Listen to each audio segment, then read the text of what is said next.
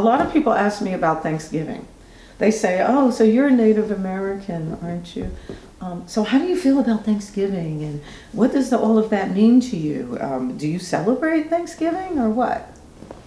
I say, we recognize it, but we also recognize it for what it is. So we say thanks that we're here, and we're, in a modern sense, that we're here, we're surviving, and we're thankful for that, because it could have turned out a lot different. Because some tribes were decimated so badly, they were almost exterminated.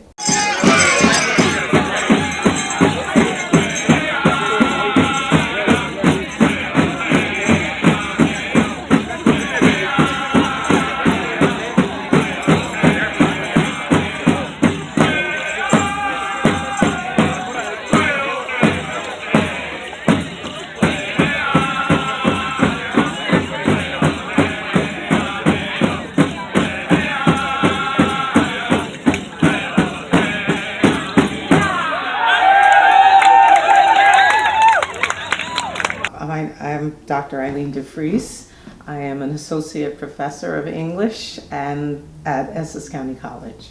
My mother was German and Irish, and our Irish great-great-great-grandfather came through Ellis Island, and I actually went there and I saw his name on the wall of the immigrants that came here. So we know that part about my mom.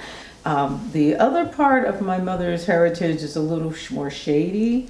We're not sure, but we do know that we had a Trinidadian relative who came here.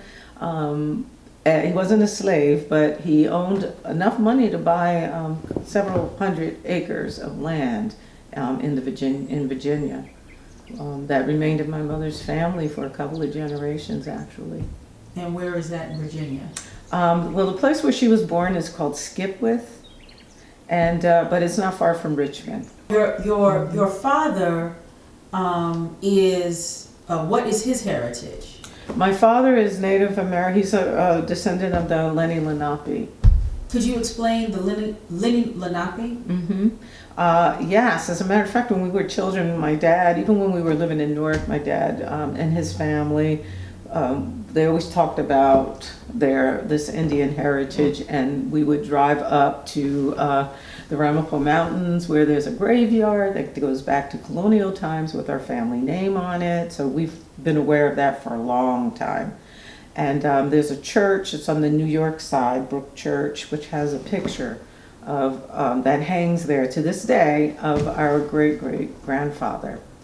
And and also the Rockland County, New York Historical Society have published a book on the Native people that names our family, our descendants, and a lot of our history from the New York side.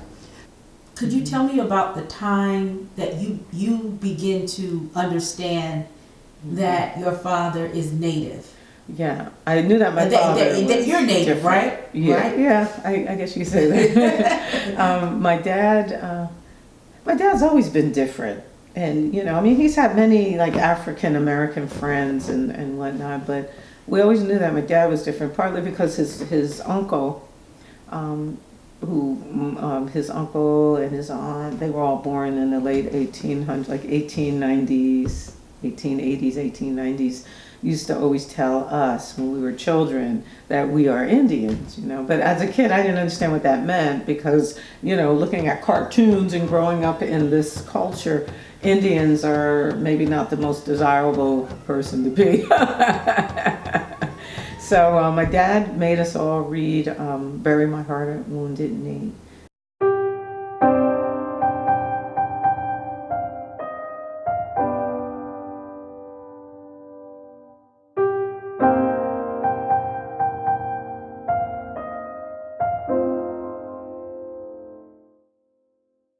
Oh,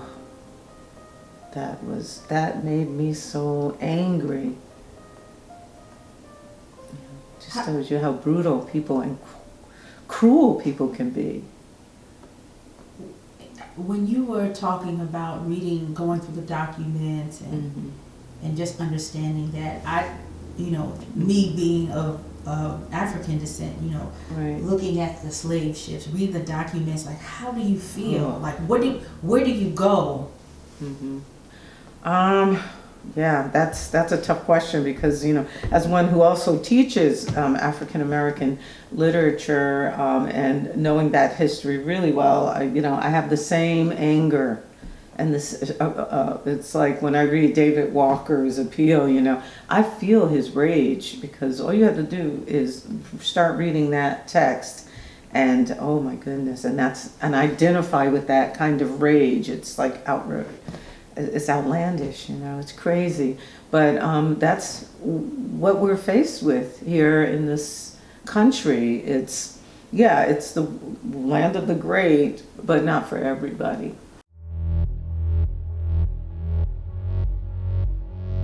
So can you tell me the history of the Lenni Lenape as it pertains to Newark? Yes. Well, there were millions and millions of Indian villages, Lenni Lenape here on the Passaic when Robert Treat came, for example, and Verrazzano, the Italian explorer that the bridge is named for. Oh, Verrazzano, as a matter of fact, says when he came down the Hudson at night, and this was first contact, there were so many Indian villages along the Hudson that he didn't even have to put a light on his ship in order to see. That's how bright it was. It was akin to like Broadway, the way it's described in his journal. Mm. And the sense is that when Robert Treat came here, it was very similar in terms of the Passaic River. Well, the story goes that when Robert Treat came, there were natives that lived all along the Passaic River. There were basically Indian villages in many places.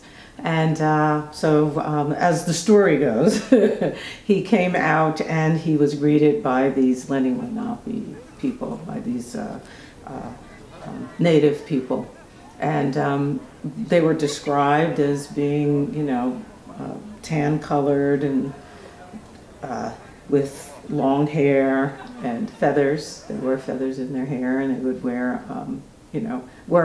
of course, were called savages because they were not Christians and were not covering all of their bodies like the Pilgrims did. But supposedly it was a friendly first meeting. Hey, how you doing, man? And of course, the more Europeans who came and settled here, the Lenni Lenape got pushed further and further back. And there was resistance, there were battles. And some of those battles, the remnants you could see, for example, in Cedar Grove, there's a place called Pilgrim Shopping Center. And there's a Pilgrim Diner, and part of the history of that little area, they used to have battles there all the time with the natives. And you see remnants of that, not just in the name Pilgrim, that just tells you who won. But if you go into the diner, and right above the men's and ladies' room, there are little arrows, Indian arrows. It's very interesting. So what was the relationship between Robert Treat and the quote-unquote explorers, the settlers that came afterwards, right, with the indigenous people? Mm-hmm.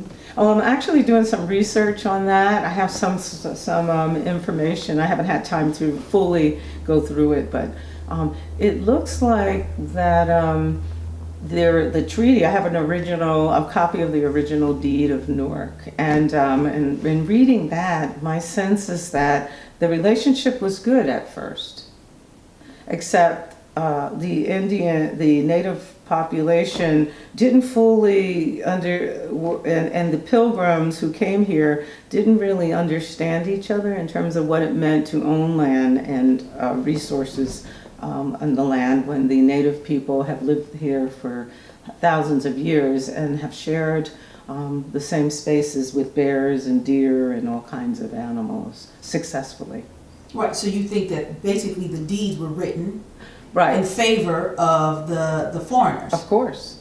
Mm-hmm. Right. Yes, right. Yes. So the sense for the Indians was, oh sure, you can come here, you can build your town, your village, and live here as long as we can still hunt and fish, et cetera, et cetera. But what the natives didn't understand totally is the idea of land ownership. And so their thought is, how can you put a fence up around land when that's where the deer need to go when they mate, or that's where the bears hunt, you know? But you can tell from the bear hunts and deer, you know, hunting that that message still hasn't gotten clear to people's minds. So, you know. And what eventually happens with the relationship? Eventually the relationship becomes one of only good Indian is a dead Indian, because of the resources that, you know, the larger, the European explorers want resources. They want any kind of resource at whatever expense because of money, you know. And I don't want to get into telling you some of the things that the US Cavalry did to Indian villages, you know, especially Custer. Boy, he was a maniac. And the things that they did were so horrible. And let me give you an example. They had scouts who would scout out the Indian villages. They would wait till the warriors went to hunt, and they literally ride into the village and just wipe out the old people and the women and the children. And not just wipe them out, but to dismember them in the ways that they would. Like if a woman was pregnant, they would cut her open, take the fetus and put it on sticks, cut off their heads and put them on sticks, you know, so the warriors will come back and find their loved ones killed like that, you know. Those were effective ways of getting the nations to come together, because they realized that the white man was a formidable enemy, very sneaky, and so all the nations had to come together. And so what happens to the indigenous folk in the area? Well, ultimately they get pushed up, they have their battles, but then, you know, they end up creating all of these documents, treaties that aren't considered at all really to be something that they would be honored. And so the Indians would go with them in good faith, thinking that, you know, these are honorable men and these are documents, of course, but it was not to be. So what happened ultimately is we had the president, Andrew Jackson, who basically signed the Indian Removal Act to get rid of these people, get them out of the way. You know? And what was the Indian Removal Act? What did that consist of? Just removing Indians from one place and sending them to another and giving them their own so-called sovereign lands. Usually those lands were barren lands. You couldn't grow, couldn't have a farm. They were in the worst possible places, out in Oklahoma, out in North Dakota, you know.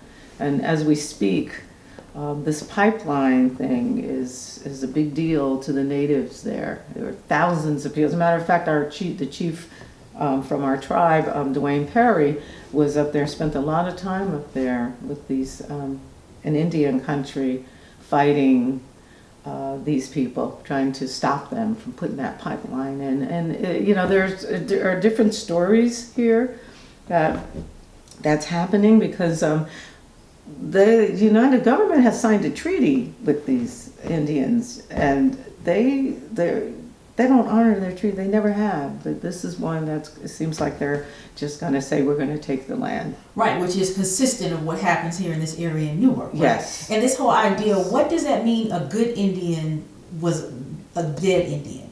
Because Indians fought back. Mm-hmm. They fought, and there was even a bounty on Indian heads, you know. That's one thing that sometimes in the area you find a skull or skulls. A lot of times they would date back to colonial times, because in this area right here you would get $7 for a man's head, $5 for a woman, and $3 for a child. And there was bounties here, all up in New England, because they fought big time up in New England, still fighting. Still fighting. Is that what scalping is? The heads? No, well, scalping is more, you know, cutting off the top part of the head. No, I mean skull. I mean beheadings. That's what I'm talking about. Yeah, and you turn in these heads, native heads, and you would be paid money. And these were all strategies to get rid of the native people. So you have the natives and the colonists battling. Then you have the Indian Removal Act. What happens? What do they do? Well, that's how we ended up kind of split, because there's the Lenni Lenape in Oklahoma. And I don't mind saying this, but like Donald Trump has said that, oh, he's seen people who say they're Indian, and I look more like an Indian than they do, because this racial ideology about what an Indian is supposed to look like, that's just bizarre, you know. But out there, you have these very white-looking Indians, right? Because they're just like me, just like anybody else. You know, we're all have mixed blood. So it really depends on what culture you are attached to. It has really nothing to do with what color your skin is. And I've learned that myself, being part of the Ramapo Lenape, because when I go up on that mountain, we have our powwows. You see that they all look like people of color of one way or another. So the Lenni Lenape, the Lenape, some left to Oklahoma, right, and are the Lenni Lenape, right, and some stayed here and fled to Ramapo. Right, and now could you could you explain the area of Ramapo? What is that area and how far it is from Newark? It's the part that's on the New Jersey side would be Mahwah, Ringwood. These are the areas where Ramapo live a lot. Even Patterson, all of the areas surrounding where they've moved out and are living. So we have people living, you know, Newark. I always run into somebody. The building I moved into in East Orange, come to find out, one of the residents is a distant cousin of mine through the Ramapo. We have the same direct descendant. So the Ramapo are mountains all throughout? Yes, in New York and New Jersey, right. And so the tribe moved up, and long before these boundaries were even made, you know what I mean? So it just turned out that half of us are in New York and the other half are in New Jersey, but we're the same people. Oh, okay. Do you see? And so you said something about when your father was in Newark, he was told, or people of the Native American ancestry here were told not to reveal their true identity. Right. So why? Because of fear, because if people knew you were an Indian, because there were no laws that would protect you, because somebody could kill you or do what they want to you. You know, basically there was that fear because of the atrocities that were committed. So, you know, like those grandparents back then, they would say, don't say anything. And for a long time, they would not even go down into the town, like to shop. They would just hunt, and they have gardens, and they just lived up there. And then they had a school. It was a segregated school that I'm trying to remember this congressman. Was it Adam Clayton? No, it wasn't Adam Clayton Powell. It was I'm so sorry I didn't remember his name. Like the early 1920s or whatever.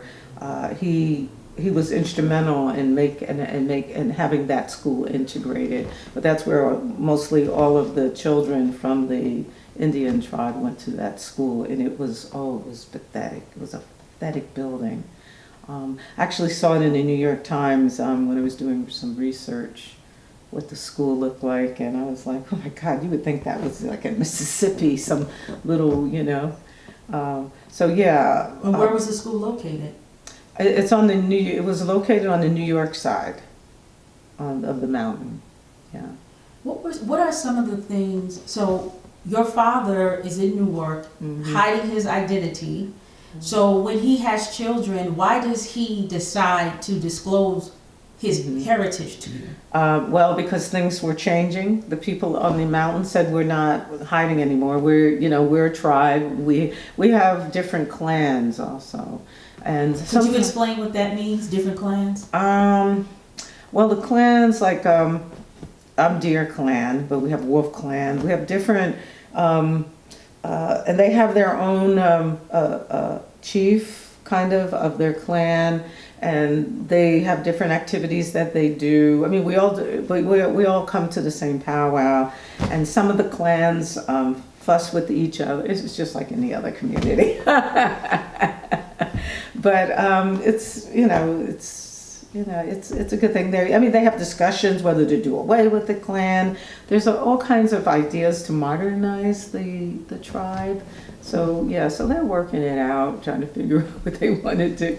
But in the 50s and 60s, you were saying how, I'm sorry, I totally took you off yeah, track. that was like, yeah, more like the 50s. I think from earlier years when the Indian Removal Act became the great fear of Native communities. That's when I think people said, let's just go here and don't say anything, be quiet, shh. Native Americans weren't considered American citizens until 1924.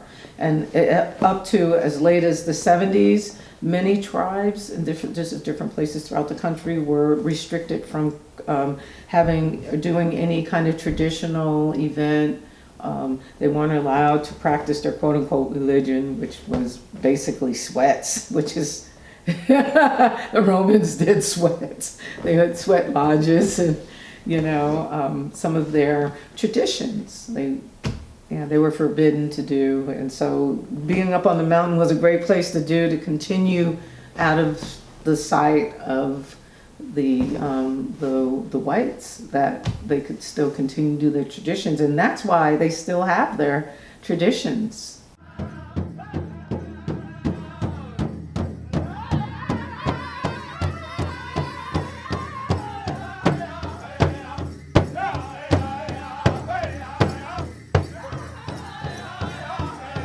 There are 3 recognized tribes in New Jersey. It's the Ramapo Lenape, the Nanticoke, who are down further down, like closer to like Cape May County, and they're originally a Virginia group, Powhatans, the Powhatans, right? Yeah, and our tribe has been trying for a long time to get state recognition because we have a lot of people that suffer. We have a lot of poverty up on that mountain. And I mean, people still don't go out to shop at the supermarket. They still shoot, deer to live off of venison and whatever they can kill up there. And, State and federal, what is the pushback for you not being recognized? Yeah. Our tribe has been wanting to get state, also federal recognition because, you get some breaks for your kids. Maybe they get a scholarship, health care. Now in Ringwood, I don't know if you're aware of this, but there's been this big horrible thing that has happened where Ford Motor Company, who had a really big production assembly place out there, dumped chemicals from the business on land where Lenni Lenape lived.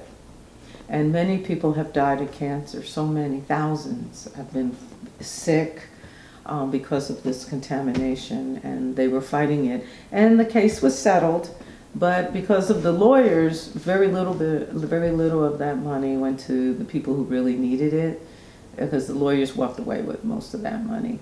So, and the people are still dying. Still, some green stuff bubbles up on the lawn, and the kids are out there playing in this. It's really disgraceful. And this is like in Ringwood. I mean, this is right not far from people who have moved there and built $1 million homes.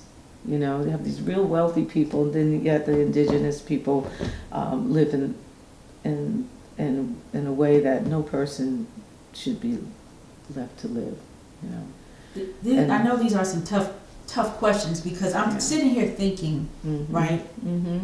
What does it feel like psychologically, emotionally, spiritually to be sitting on your ancestors' land, but not have any ownership, not have any say in what happens to the land? Like, right. What is that? How does that feel? What does that do to you? Yeah. How do you navigate daily, like when you're walking, downtown or Essex? Right. Kind of like my Right. blood runs on this land. Yeah. Well, one of the things I think about when I'm driving down to work is that every road every local road and every major road were originally Indian footpaths. And that's what I hold on to. I say, that sure, things may have changed, but there's some things that haven't changed.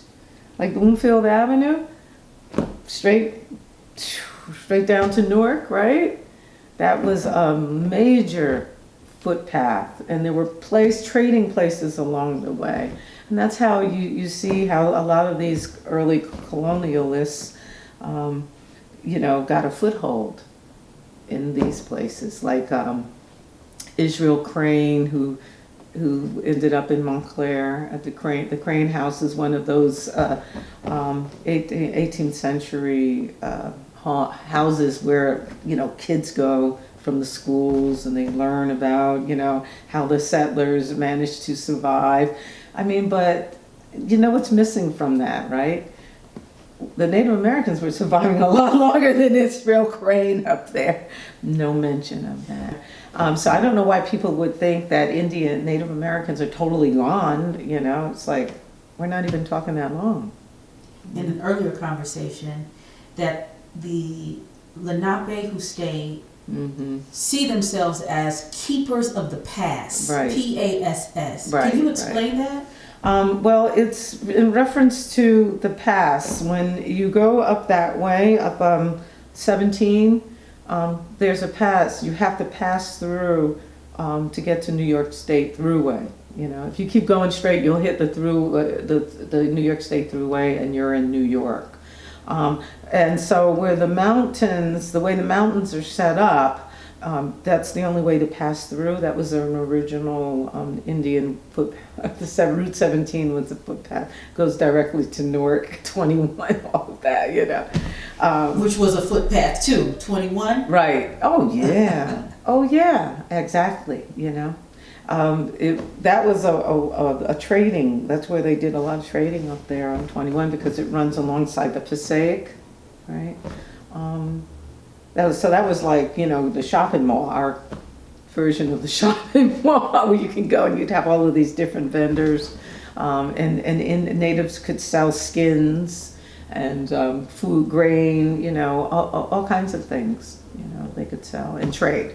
So a keeper of the past, what would they do? What was that concept around? It was it was based in a spiritual reality that, and that's how they think. The whole thing with the pipeline is to protect the land, to protect Mother Earth, which is Turtle Island. That idea, this is Turtle Island, and you must protect Turtle Island. What's Turtle Island? That's the world, the Earth. Oh. The Earth, right. Turtle Island, yeah. Could you explain that? Well, the turtles are really key animals in native culture. And so the idea, it comes from ancient, thousands of years, and basically,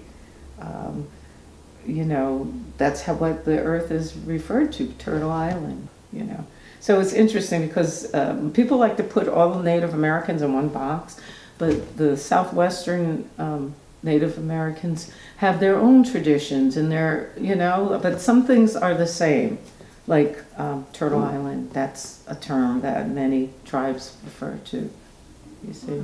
So the past is like a sacred road, kind of. Yeah, right? It's right. So how does that? When I hear that, I'm seeing this, the ancestors, right? You talk about Turtle Island, yes. You talk about turtles and spirituality. Can you tell me the role of ancestors in Native Very important, very important. And it would be like, those are ancient, those are their burial grounds in North Dakota that they're defending. And so you don't want to upset those ancestral spirits by, you have to protect them. That's your job as a human being and of a person of Native descent. You have to have something sacred in life, or you have no life, right?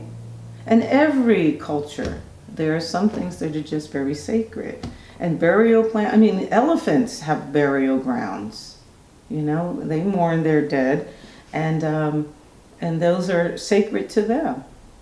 You know, of course, they're animals, but they're very intelligent animals. So why are they any different? But you know, Native Americans were savages, and that was seen as savage. You know, when from people who are coming from the outside, and they have a whole different take on what's sacred.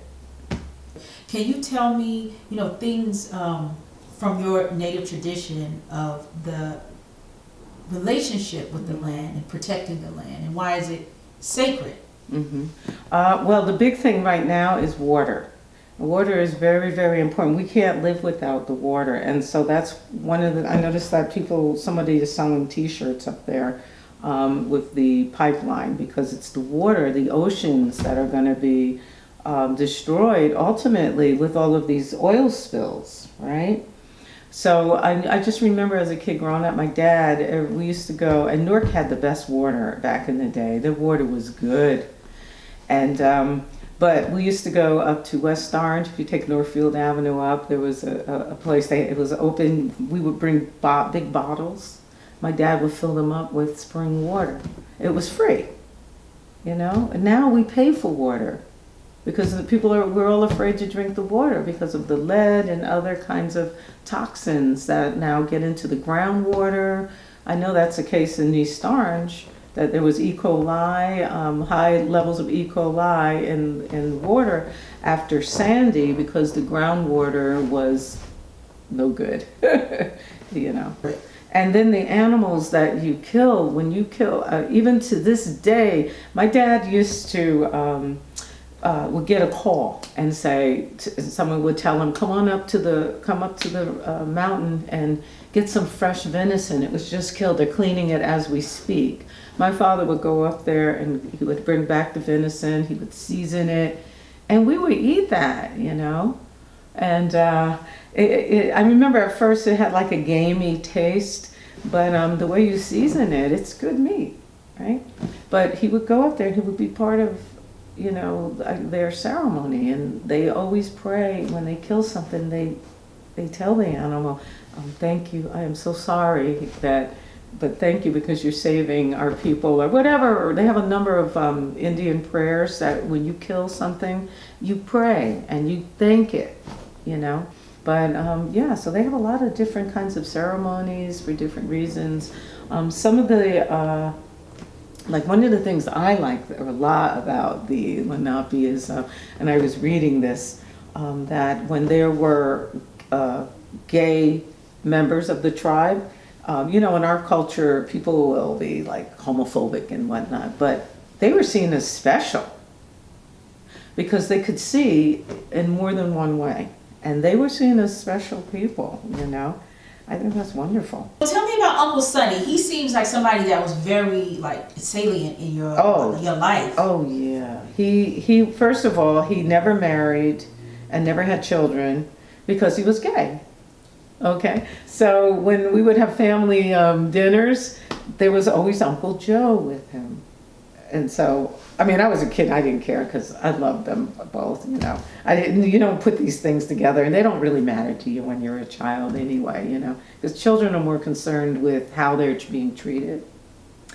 But of course, years later, I knew. But they were married, I mean, not married, they could not be together legally, but they were together like 55 years. They met when they were like teenagers, and they were together and they lived together. Of course, my parents said, oh, that's Uncle Joe. And then when I got a little older, I said, well, how is he my uncle? And then they would say, oh, well, they're roommates. You know, and then, of course, when I got older, I realized that, you know, that they loved each other very deeply, you know, even though they had separate rooms, you know, they had separate bedrooms and stuff.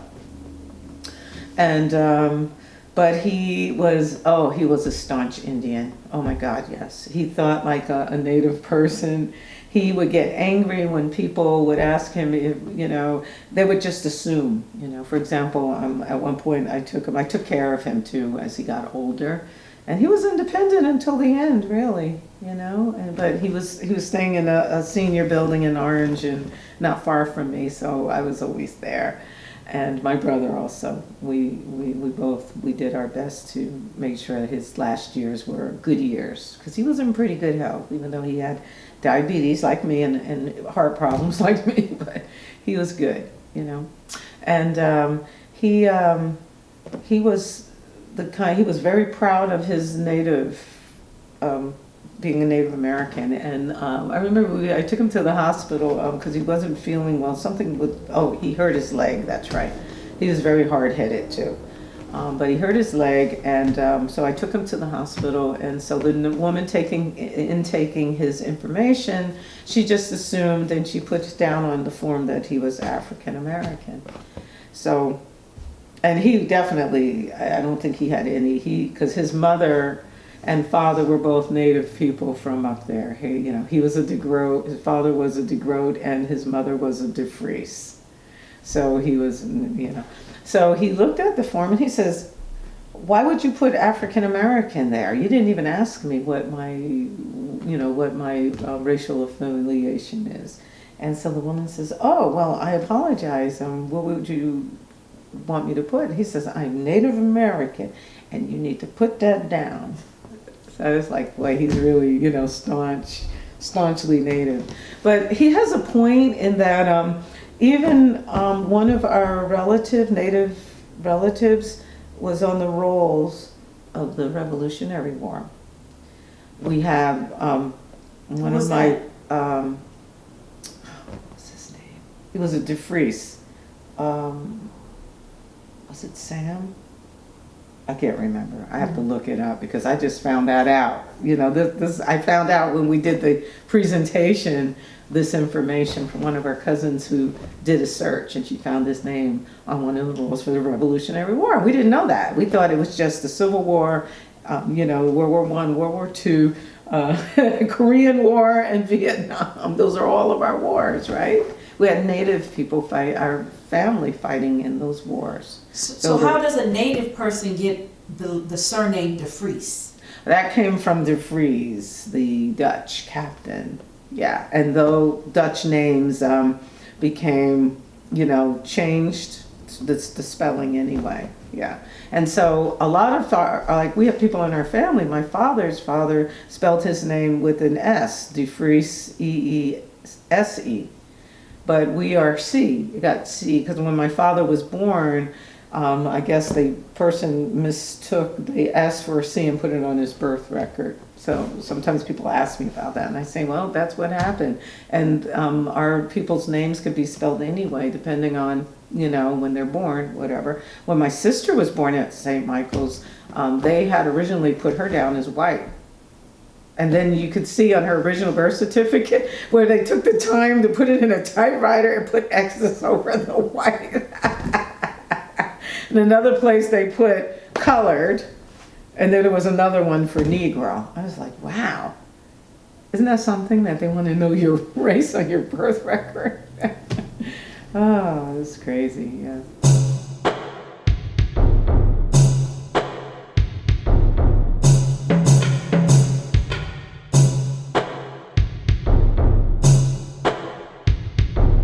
Promise you this is the last question so you can breathe. What is a powwow? A powwow is a gathering where people from different originally people from different tribes will come. They would have dancing. They have the drum. The drum is very important in Native culture. And announcements. It was an opportunity for younger people to meet and maybe get married to other tribal groups, social, and business is always done at these places, where important issues are discussed, and it's like a party, I guess you could say, Vendors, Native people can sell their crafts there, just like any other event. Yeah.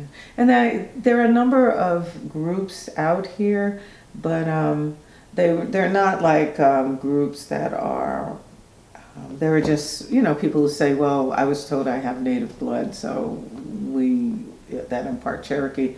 There's a lot of Cherokees you know, out here. And so, yeah, as a matter of fact, the Echota, Cherokee Echota, they have a reservation in North Carolina. Oh my God, people over there are suffering so much. It is terrible. So when people tell me they're Cherokee, I say, you need to go to North Carolina and see how your people are living, you know?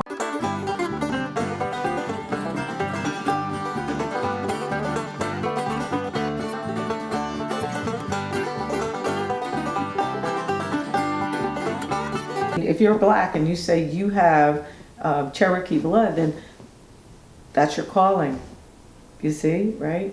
But just like everything else, you know, black people, African Americans, you're pitted against each other as people of color. So what would happen if all of the people who are African American and Native American and everybody got together? That would be a huge group, wouldn't it? Right?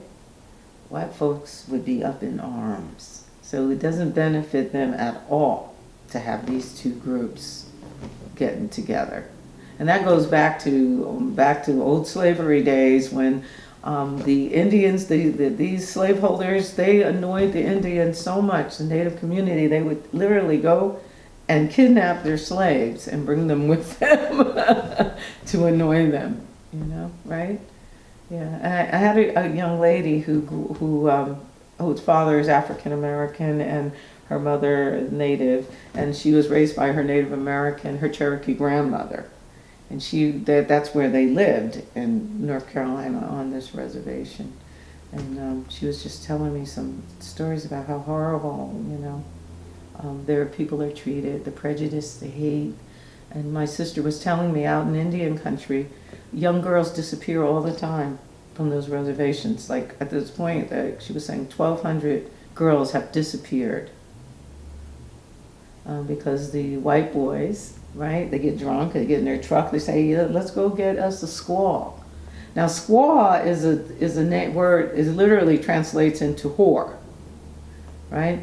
So people throw that around and call people squaws, and it's not acceptable. You know, it just shows the ignorance people have, right? You don't say that. And if you look at old westerns, films, my husband likes them, and when I watch them, I'm critiquing them like crazy, right? Because, you know, for the white woman, oh, motherhood and being a mother, and you have to protect that, you know, that the baby needs to be with its mother, right? And so, of course, I say, yeah, if you're white, but for hundreds of years, black women were denied the right to mother their babies.